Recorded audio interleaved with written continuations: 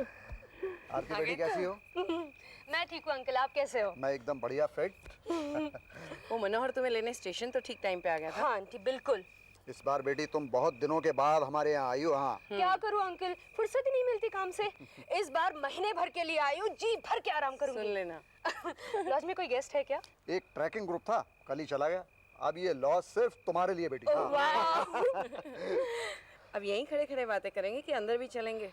आरती बेटी थक गई होगी भाई। बिल्कुल बिल्कुल। Yes aunty. अर्जुन खाना लगा। हाँ मनोहर सामान अंदर ले आओ। चलो आओ बेटी, आओ आओ आओ, आओ, आओ। हाँ और कैसा रहा सफर? बहुत अच्छा आंटी।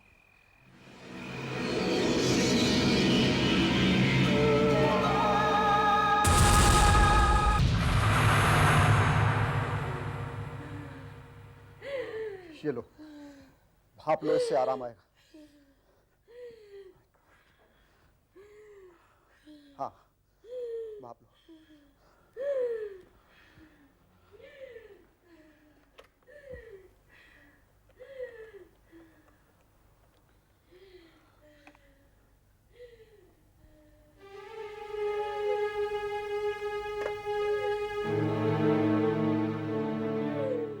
फर्क पड़ रहा है?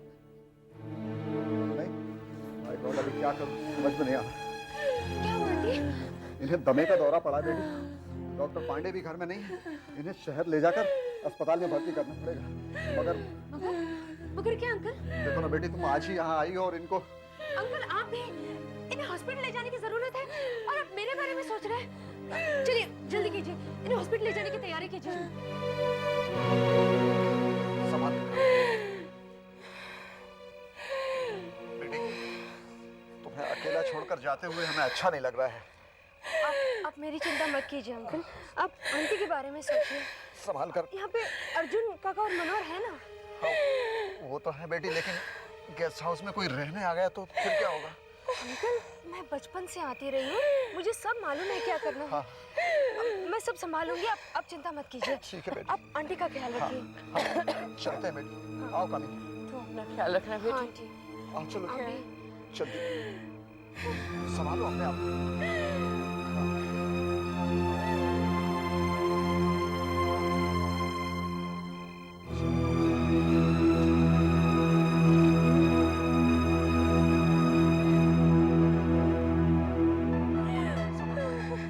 बेटा मनोहर, आंटी को अंदर बिठा। ला बेटा।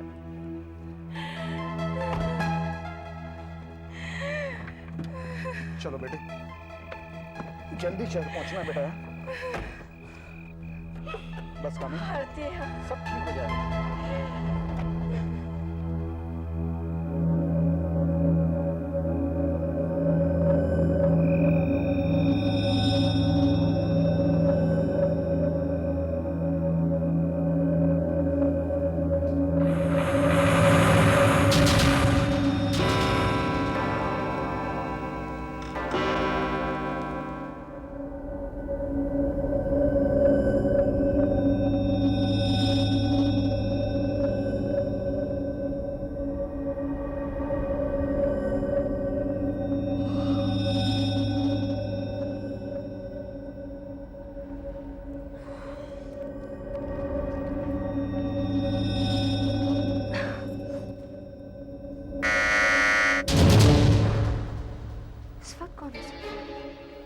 शायद मनोहर होगा।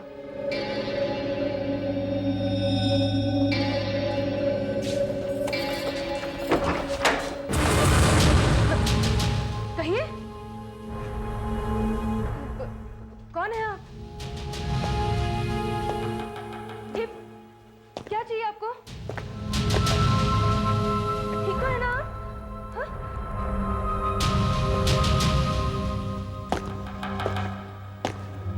जी, कौन है आप?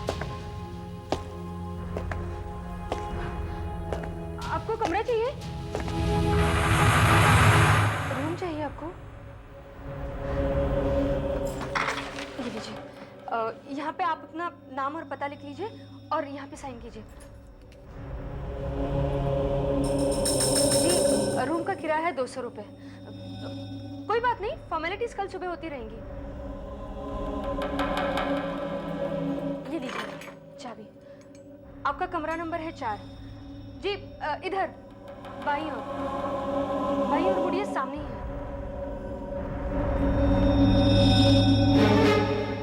बड़ा अजीब आदमी है, ठीक से बात भी नहीं कर सकता और कपड़े कितने अजीब पहने हुए थे। देखो नाम क्या लिखा है? अरे ये क्या लिखा है इसमें? मेरी तो कुछ भी समझ में नहीं आ रहा। और ये पेन तो पिघल गया। ये कैसे हुआ? कपड़ों से तो लगता था कि मोटरसाइकिल पर आया होगा। बाहर जाकर देखती हूँ।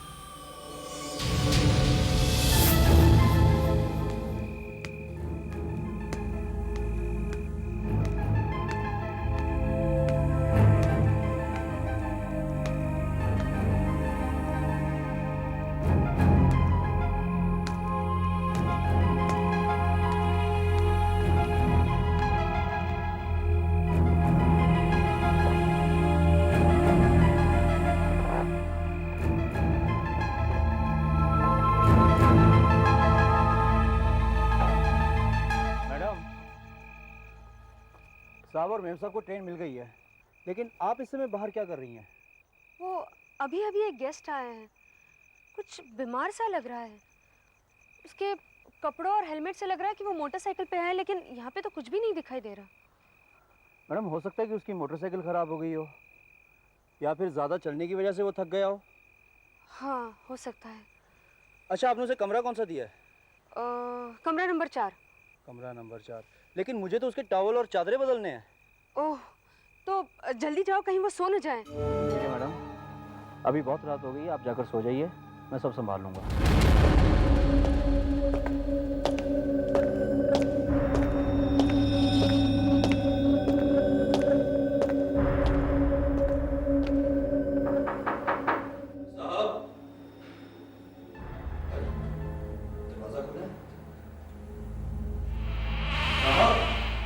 मैं आपके रूम के बेडशीट्स और टॉवल बदलने आया हूँ।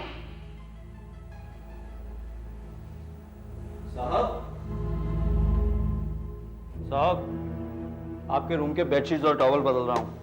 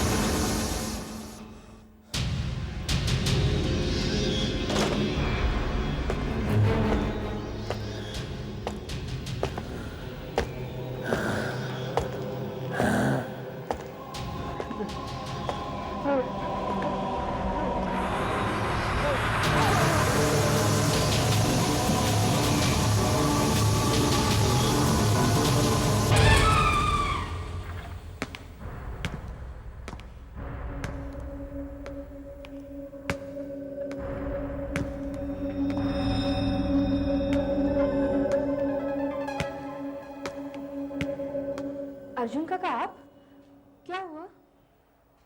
फ्यूज तो ठीक है, लगता है पावर गई है, सुबह तक आ जाएगी। तुम सो जाओ बेटी। अच्छा।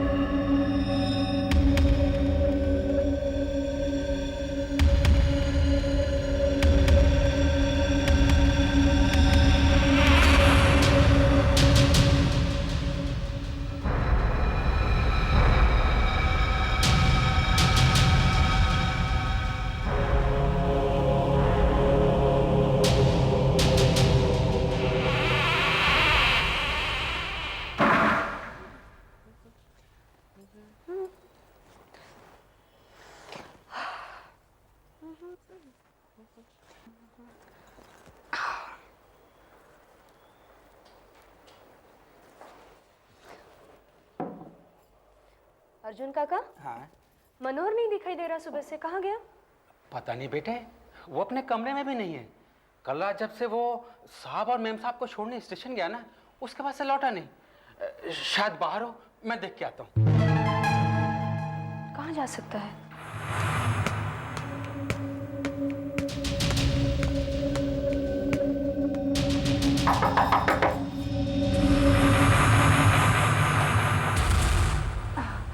ओह, आप जा रहे हैं?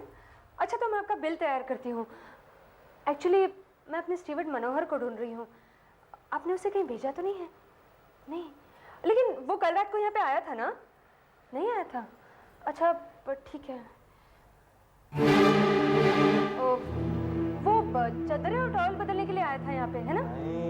नहीं आया था? तुम जाओ। अच्छा, ठीक है। जाओ। ओके, मैं उसे कहीं और देखती हूँ। ठीक है, ठीक है।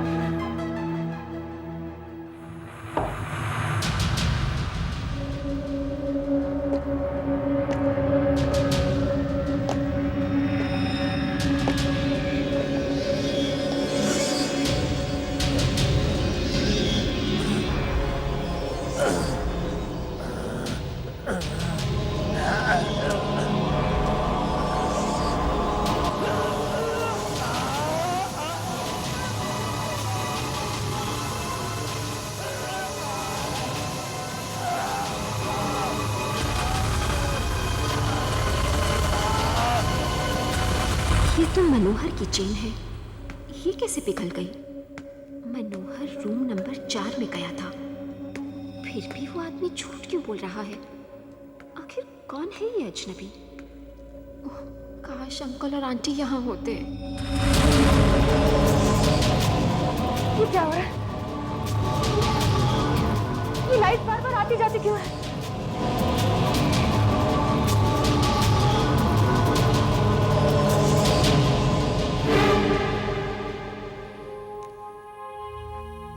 कल रात भी बिल्कुल ऐसा ही हुआ था। मेरे तो कुछ भी समझ में नहीं आ रहा कि ये सब हो क्या रहा है। सुनिए, देखिए, मैं प्रोफेसर जगन हूँ। किरण नाम के एक आदमी की तलाश में हूँ। क्या इस नाम का आदमी यहाँ आपके? किरण नाम का कोई आदमी नहीं है यहाँ पे। वो अपना नाम बदल भी तो सकता है। देखिए, वो लंबे कद का और रंग गोरा है उसका। जी, मैंने कहा ना, ऐसा कोई आदमी नहीं है यहाँ पे। उसे काले रंग का लेदर का जैकेट पहना हुआ, काला पैंट पहना हुआ, और शायद उसे हेलमेट भी पहना हुआ। हाँ हाँ, वो कमरा नंबर 4 में है, उस तरफ। क्या आप उसे जानते हैं? सुनिए तो। ये रूम नंबर 4 वाले गेस्ट को जानता है, मुझे भी जाकर देखना चाहिए। मेरी बात मानो, तुम्हें यहाँ नहीं होना चाहिए। हट जाओ, तुम मेरे साथ चलो। नहीं, सब ठीक हो जाएगा। कुछ ठीक नहीं होगा। मैं कहता हूँ मेरे साथ चलो। नहीं, तुमने देखा, तुम अगर किसी को छूते हो तो क्या होता है? तुम मेरी बात मानो। हट जाओ, रुको। नहीं, हट जाओ।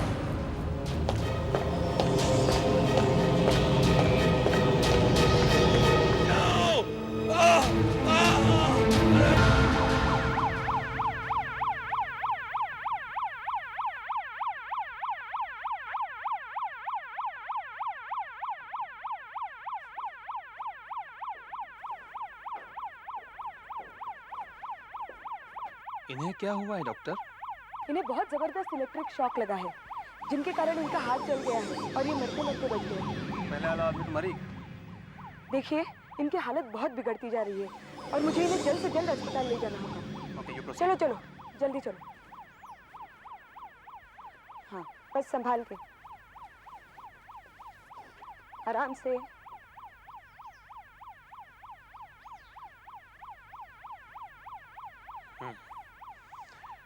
आरती जी, ये सब हुआ कैसे?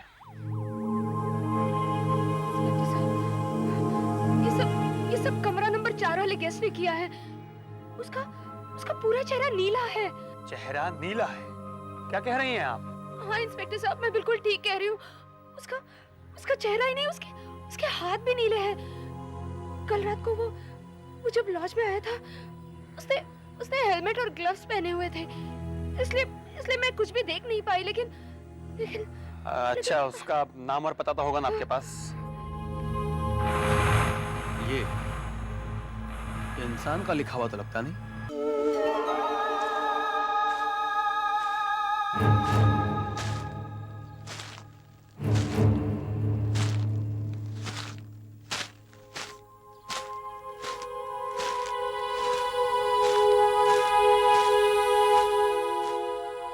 कौन है वो नीला आदमी? वो आया कहां से होगा?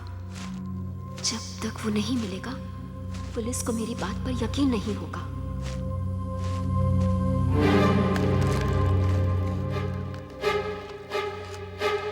अरे, ये तो रूम नंबर 4 की चाबी है। इसका मतलब वो आदमी यहीं कहीं है।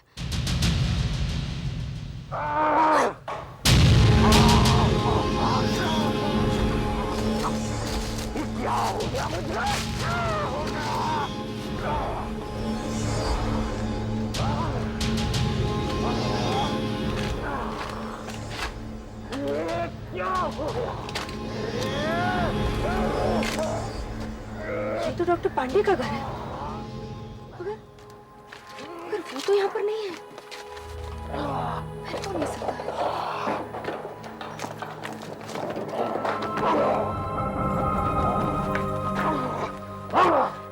अरे, दरवाजा तो खुला है और ताला भी टूटा हुआ है।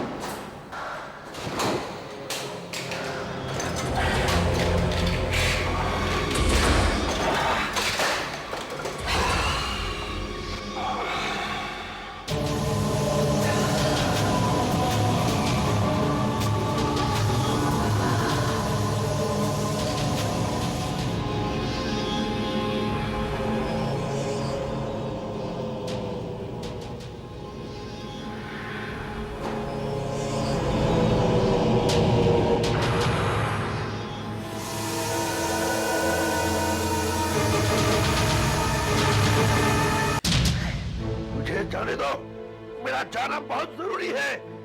उस आदमी को मुझे ढूंढना है। तुम डॉक्टर को बुलाओ, जाओ डॉक्टर को बुलाओ। डॉक्टर को नहीं, जाओ डॉक्टर को बुलाओ। Professor Jagan, don't get excited please. शांत हो जाइए, शांत हो जाइए। इंस्पेक्टर, देखिए मैं भी इसी सिलसिले में आया हूँ। मुझे बताइए कि कौन है वो आदमी जिसने मनोहर को इतनी बेरहमी से मारा है और आपका ये हाल किया? इंस्पेक्टर, वो आदमी मेरी बेवकूफी का नतीजा है। मैं एक साइंटिस्ट हूँ और 10 साल से रिसर्च कर रहा हूँ। उस दिन जब मैंने अपने साइंटिस्ट साथियों को अपनी रिसर्च के बारे में बताया। प्रोफेसर, इतने सालों से हमारा ऑर्गेनाइजेशन तुम्हें पैसे दिए जा रहा है, लेकिन हम ये तक नहीं जानते कि तुम रिसर्च किस चीज पर कर रहे हो। डॉक्टर जगत, आप हमेशा कहते रहे कि आपकी खोज सायन की दुनिया में तहलका मचा देगी। क्या है आपकी खोज? आइए, ये देखिए, ये देखिए, ये है मेरी सारी जिंदगी की मेहनत का नतीजा। मगर ये है क्या? बताता।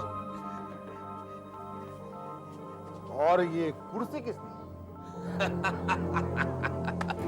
आप लोग तो जानते ही हैं कि इंसानी जिस्म के अंदर एक किस्म का इलेक्ट्रिकल करंट होता है। जब हम अपने दिल का ईसीजी लेते हैं, दिमाग का ईईजी, उस वक्त उस करंट को मॉनिटर किया जाता है।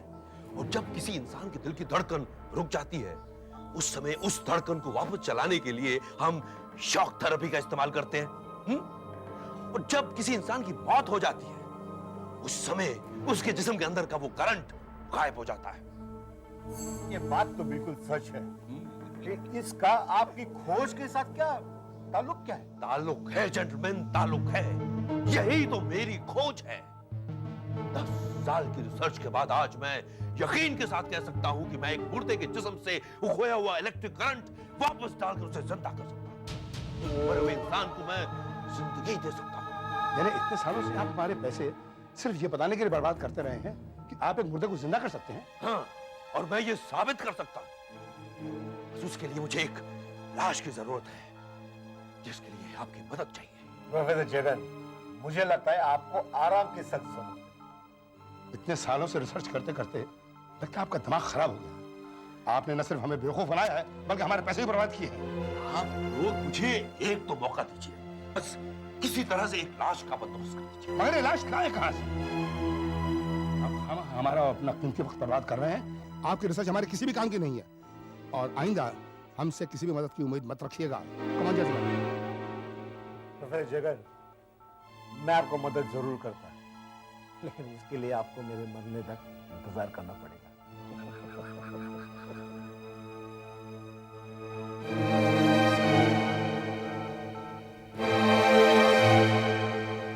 मेरा मजाक उड़ाने वाले इन मूर्खों को एक बार तो दिखा दूंगा कि मैंने जो कुछ भी कहा है सच हो सकता है।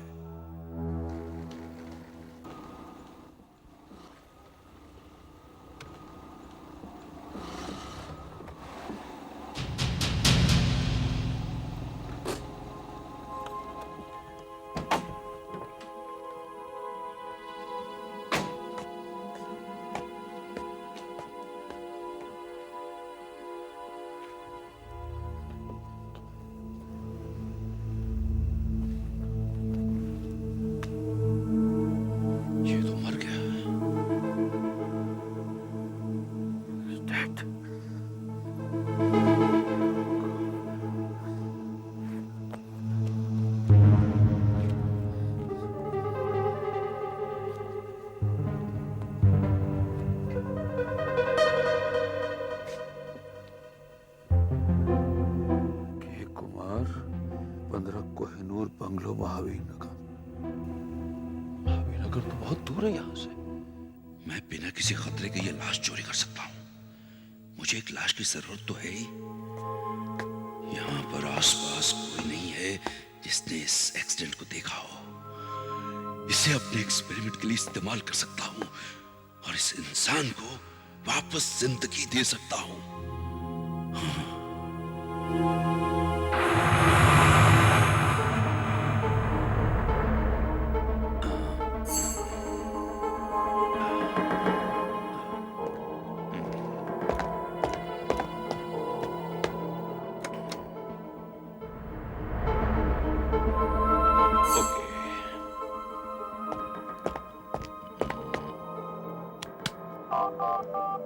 Good.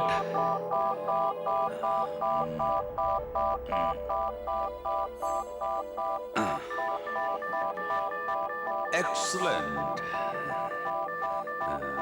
This is correct.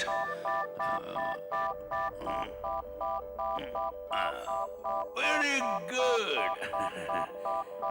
Now, current जाते ही ये जीवित उठेगा।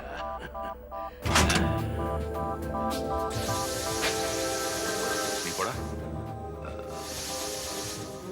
लगता है इसको और करंट देना पड़ेगा।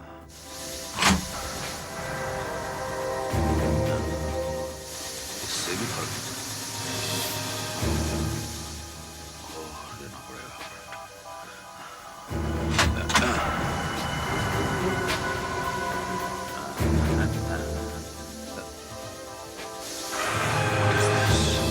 ना करंट जाने के बाद भी कहीं सिस्टम में कुछ गड़बड़ तो नहीं है? कनेक्शन सब ठीक है? All working. ऐसा क्यों हो रहा है? इसे ज्यादा करंट की जरूरत लगती है।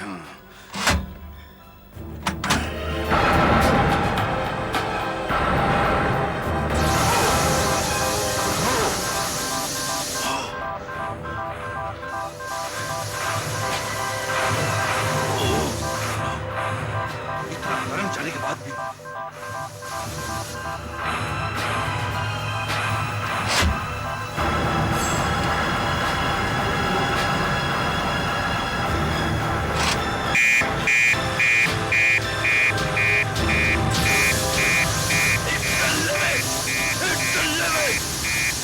करंट जाने के बाद भी पता नहीं 10 सालों की मेहनत क्या हो रहा है? What's happening? Oh no! सारी मेहनत बेकार हो गई। 10 साल की रिसर्च बेकार हो गई। सब बेकार है सब।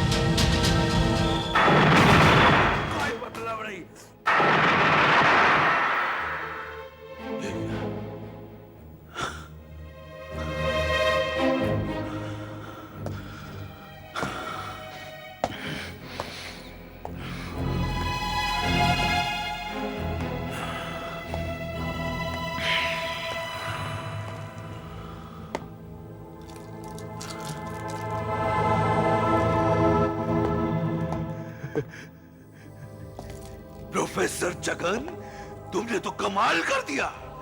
तुम मुर्दे को जीवित कर सकते हो। तुम्हारी खोज बेकार नहीं है। इसका रंग नीला क्यों है? मैं दुनिया को बताऊंगा कि मैं मुर्दे को जीवित।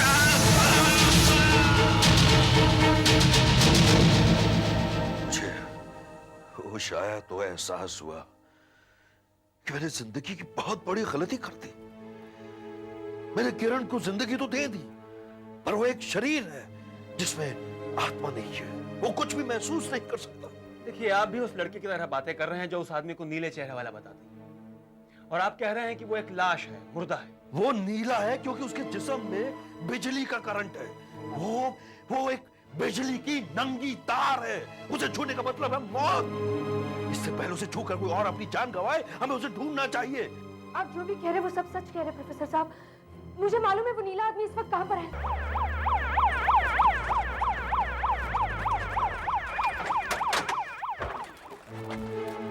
वो नीला आदमी अंदर है इंस्पेक्टर साहब। मैंने उसे यहीं पर देखा है। उसके बदन से बिजली निकलती है। उसके छूने से टीवी चलने लगता है इंस्पेक्टर साहब। फैन घूमने लगता है। आपने इंस्पेक्टर सुना? आपको मेरी बात में यकीन नहीं हो रहा था। वो आदमी बहुत ही खतरनाक है। प्रोफेसर जगन, आप मुझे मेरा काम करने दीजिए। ये पुलिस केस है, मुझे मालूम है कि मुझे क्या करना है। आप एक बार मुझे उसे मिलने दीजिए, शायद वो मेरी बात मान जाए। आप पकड़िए। देखिए इंस्पेक्टर, गोलियों से उस पर कोई असर होने वाला नहीं है। वो मर चुका है। उसे जिंदा रहने के लिए इलेक्ट्रिक करंट की जरूरत पड़ती है। आप पोजीशन सुनो, तुम जो कोई भी हो बाहर निकल आओ। आप मेरे समझिए। मैं कहता हूं बाहर निकल आओ।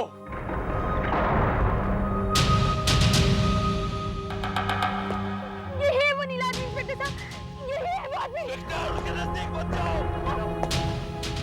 चुपचाप आगे बढ़ो, कोई होशियारी दिखाने की कोशिश मत करना। आगे बढ़ो। ग्लव्स उतारो।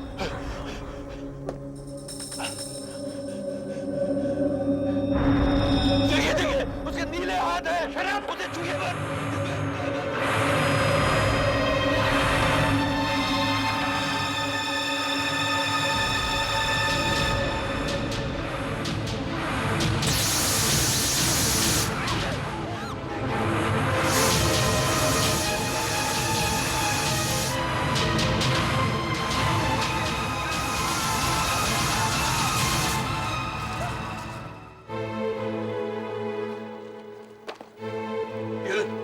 किरण रुक जाओ, किरण रुक जाओ, रुक जाओ किरण।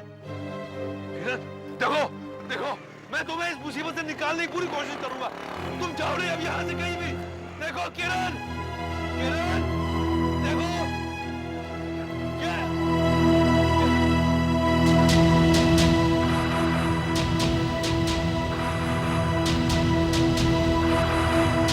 वो किस तरफ गया होगा?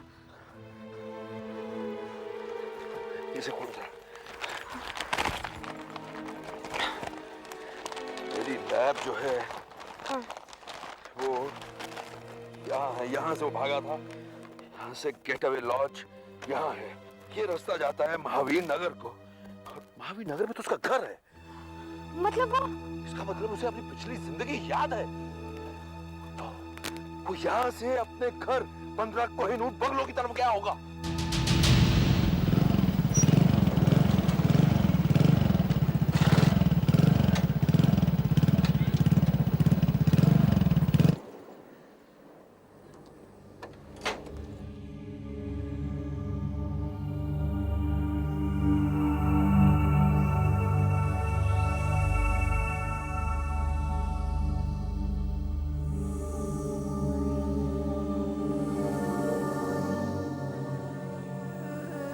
डैडी तुम कहाँ हो? डैडी आ जाओ ना।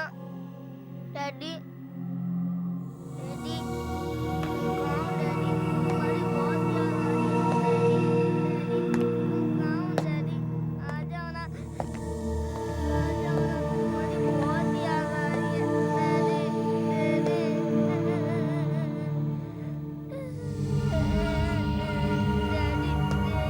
तुम्हारी बहुत याद आ रही है, आ जाओ ना।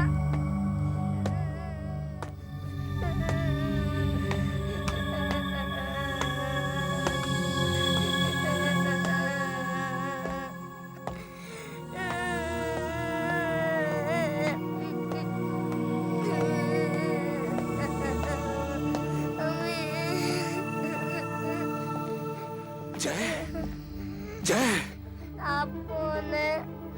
जय बेटा, मैं डैडी हाँ हाँ जय, मैं तुम्हारा डैडी।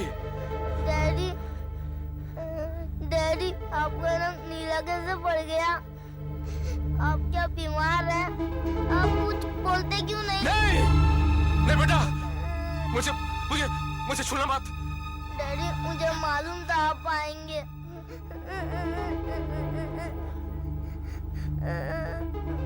अब सब ठीक हो जाएगा।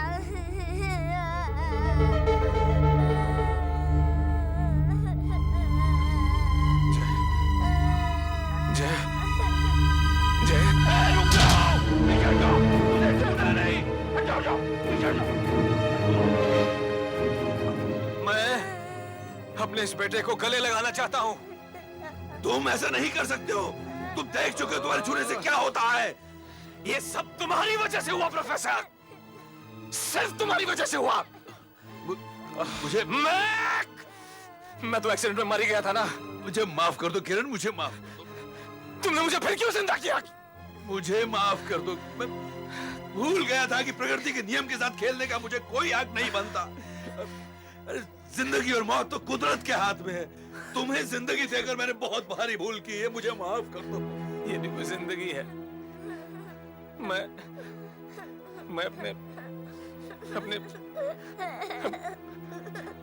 अपने बच्चे को छू भी नहीं सकता। जिसको भी छूता हूँ वो मेरे जूते में मर जाता है। प्रोफेसर, तुमने मुझे दानव बना दिया। दानव, मैं दानव बन गया हूँ।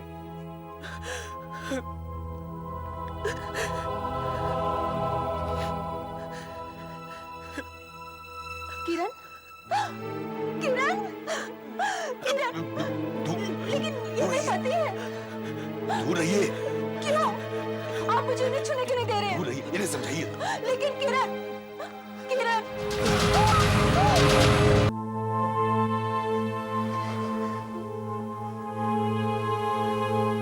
ये बच तो जाएंगे ना? जैसे जैसे बिजली का करंट कम हो रहा है, इनका शरीर कमजोर पड़ता जा रहा है, और जैसे ही बिजली का करंट खत्म हो जाएगा, इनका शरीर मर जाएगा। नहीं, नहीं। सब मेरी वजह से हुआ है। क्या कर दिया मैंने? देखिए, आप जरा एम्बुलेंस का बंदोबस्त कर दीजिए, प्लीज।